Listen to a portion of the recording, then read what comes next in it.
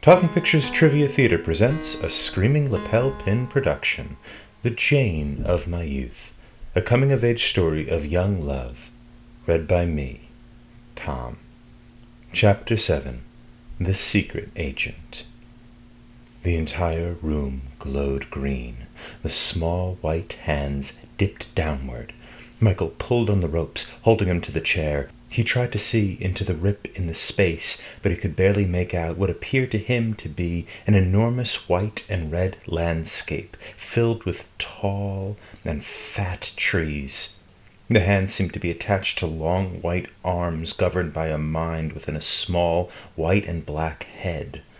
Michael couldn't see the details in the head, couldn't see what part of the heads were white and what parts were black. He thought he saw maybe yellow or blonde hair, but he wasn't sure. The green light shot through the room. His eyes watered. Jane maintained her position, but Dr. Mabosa walked towards the tear, his mouth swinging on the hinge of his jaw. "My God, they are here, really here." His pale hand levitated into the air, when all at once a loud noise erupted. Michael, Mabosa, and Jane turned to the source of the sound.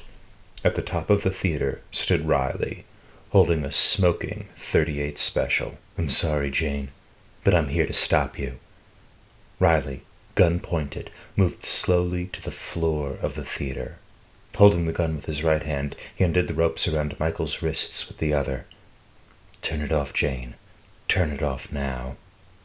Jane removed the lapel pin. The tear in the center of the room snapped shut.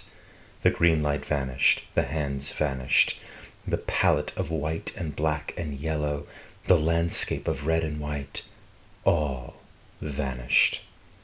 Hands in the air.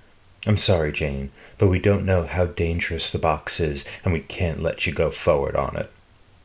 "Who are you?" Mabosa asked.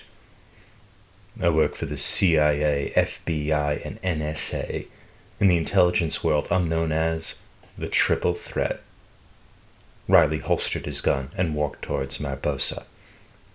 "Hands behind your back. I'm taking you in." Mabosa turned and faced the wall. As Riley grabbed Mabosa's wrists, suddenly the tear in the sky reopened, the green light returned, and a small white hand dropped from the middle of the sky, grabbed Riley, and pulled him backward into the opening.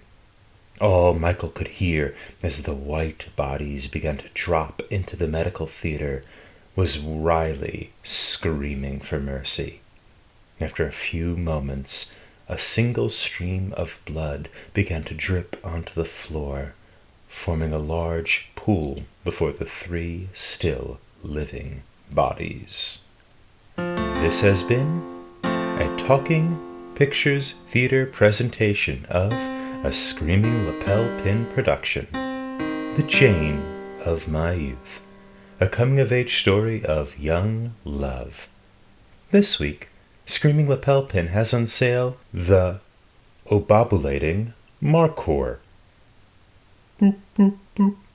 Boop, boop, boop. Boop, boop, boop. Boop, boop, boop. Boop, boop, boop. Boop, boop, boop. Pick one up wherever Screaming Lapel Pins are sold.